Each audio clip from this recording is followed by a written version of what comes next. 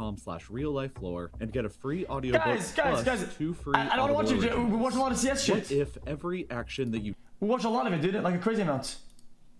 took in your life was recorded in a score like it was a video game? Bad actions lowered your score, while good actions raised your score. Your score could easily be Okay, we'll not watch this then. Chat, what do you guys want? There's no best to watch, dude. We're just not gonna watch that. Fuck, man. Okay. This is a good video. Did you know that Google accidentally caused an invasion? Or that they're developing a computer so powerful it can program itself? Well, it's true, and that is just the tip of the iceberg. So welcome to my top 50 things to know about them. Also, massive shout out to Surfshark VPN for sponsoring this video. Google has its main headquarters in California, spread across a massive campus it calls the Googleplex. But what happens there might surprise you. For starters, Google makes it a mission to keep stress as low as possible.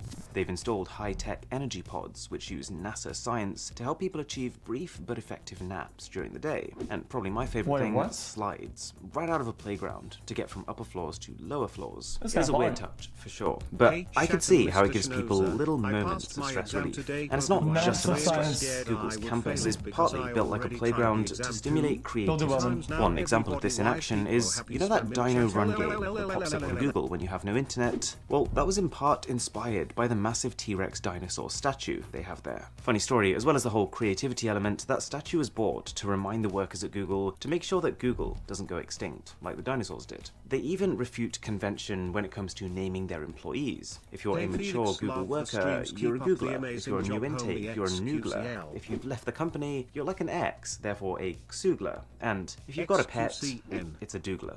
But I gotta say, the perks are definitely worth the eccentricity. Googlers get gourmet dishes from around the world cooked for them. They don't pay for it, and the founders made it clear that no employee should be more than 200 feet from a cafeteria. If this wasn't enough of a perk, when a Google employee dies, their partner gets half of their wage for the next 10 years. So, this out-of-the-box thinking is definitely one of the factors I think has contributed to Google becoming a success story. They're incredibly young. Google is actually less old than even Netflix, and yet they've got one of the highest revenues of all time. They make around $200,000 of revenue per minute. Not quite as much as Apple's $300,000, but not a figure to be looked down on by any stretch. It's crazy to think then, with everything they've built, that Google only exists because of an incredibly lucky encounter. The two founders, Larry Page and Sergey Brin, they only met because Larry was considering how does Apple make so much money? I don't understand. At that grad school and was assigned to show him around on the day. In the early days, Google was actually called Backrub. There was a reason. Back then, when people would search, your website was ranked just based on how many backlinks it had. Guys, okay. What I mean is that Apple technically has a lot of alternatives to it. There are a crazy amount of things that they could buy that are not Apple instead of Apple and do literally almost the same thing. This is a good video on the Internet Historian's second channel. Google literally holds our world together. Believe it or not, dude. Literally, Apple holds our daily life stitched together. Have you seen that ninja got his own or in other words, in how many other sites had links that came back to your site? If there were lots of other sites linking to your site, Google considered it an important site and therefore ranked it higher. They spent a year with this name before seeing the bigger picture they could create with this technology, after which Backrub became Google, named after the very real word, Google. A Google is the name given to a massive number, 1 followed by 100 zeros. It just signifies the idea that Google intended to become this almost limitless bank of information. But it wasn't always high-tech offices. I said Apple. The entirety of Google was first stored. I mean Google keeps the world together, dude, not Apple. 10 4GB hard drives, arranged in, wait for it, a Lego casing. The Lego actually made it easy for them to attach more storage later. Compare that, then, to the 20 petabytes of information that Google processes per day now. It's a world apart, even though it's only been 20 years. To try and conceptualize just how much information 1 petabyte carries, imagine a 4-drawer filing cabinet. You know the big ones, the ones that are kind of just as tall as a person. Pack that full of paper, full to the brim, with each page packed with information. Then combine 1,000 of these filing cabinets together to create one super filing cabinet. And then get 20,000 of those. That's just 1 petabyte. Okay, what about Google's smartphone operating system, Android? Why is a mobile phone OS named after a robot? Well, Andy Rubin, who is one of the founders, was given the nickname Android at his previous job, just because of how much he loved robotics. Also interesting is the logo. The person who designed it, she actually got her inspiration from a bathroom sign. The word Android usually refers to a male robot, so she took the men's bathroom image, adjusted it to fit the brief, and used a green color to signify growth, because I guess plants are green and plants grow. This one's unexpected. You might know that Microsoft's Windows mobile software kind of failed to gain traction, but that doesn't mean they've completely failed in the smartphone space. They actually make a ton of money from Android, between $5 and $15 per smartphone sold. They own patents that Android supposedly infringes on, but instead of just taking them to court, both parties are better off if Microsoft just tells Android to pay them royalties for it. And speaking of patents, Google loves them, and I've got a few favorites. Google has patented an electronic tattoo, but with a tiny working printed circuit board, made to power an internal microphone that can be placed inside your body to make communication with your smart devices clearer. They've also patented a smart walking stick with embedded cameras and a GPS system, created to capture Google Maps street views in remote locations.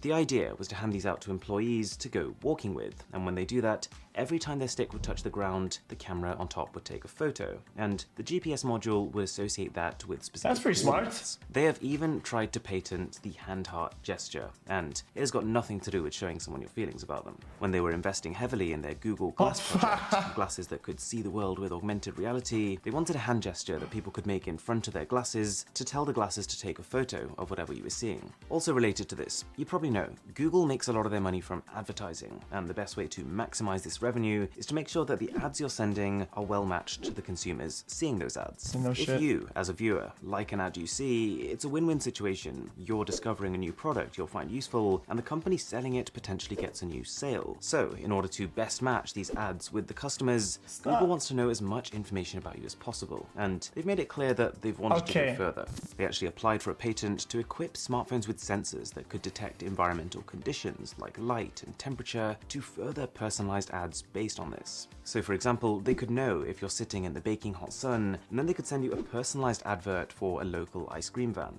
They also patented a gaze tracking system, where whilst showing adverts, Google can see if people are actually looking at them. They can see where your pupils are facing, and even the dilation of them, which would signal how much of an emotional response the advert evoked. And this leads me on to the slightly creepy side of Google, starting with our reliance on it. On the 16th of August 2013, Google went down for 5 minutes, and in that time, global internet traffic went down by 40%. That is crazy. Or another... See, that's why I said, motherfuckers. That's why I said that it holds our world together, dude. Google is more than just ads, yo. It does so much, For example, man. The American country of Nicaragua accidentally invaded Costa Rica because of a Google Maps error. Maps said that Nicaragua owned a piece of land that was actually part of Costa Rica. So without realizing it was just a mistake on Google's end, the Nicaraguans, they actually went to Costa Rica and started planting their flags down. A few years ago, Google acquired a company called DeepMind, who is working on something they call the Neural Turing Machine, a computer built in a similar way to the human brain, combining human pattern recognition with the sheer ability of a computer to just crunch numbers. It can program itself. It's not all creepy though. Google is a company that likes to have a lot of fun, and one of the ways they do this is through Easter eggs. Their products and services are littered with them. If you search Google in 1998, it'll show you how the site looked back in the day. It makes you very glad we've moved on since then. If you search for Thanos and click the Infinity Gauntlet on the right-hand side, you'll notice your search results fading away one by one until only 50% of them remain. Clicking again restores them. This will make a lot more sense if you've seen the Marvel films. Or, alternatively, in Google Images, if you search for Atari Breakout, it'll actually allow you to play the game in your browser. This one's really unusual, but Google owns the domain name googlesucks.com. And, not exactly an Easter egg, but you also might not have known that Google ignores the dots in Gmail addresses. If I sent an email to either of these two addresses, it would arrive at the same place.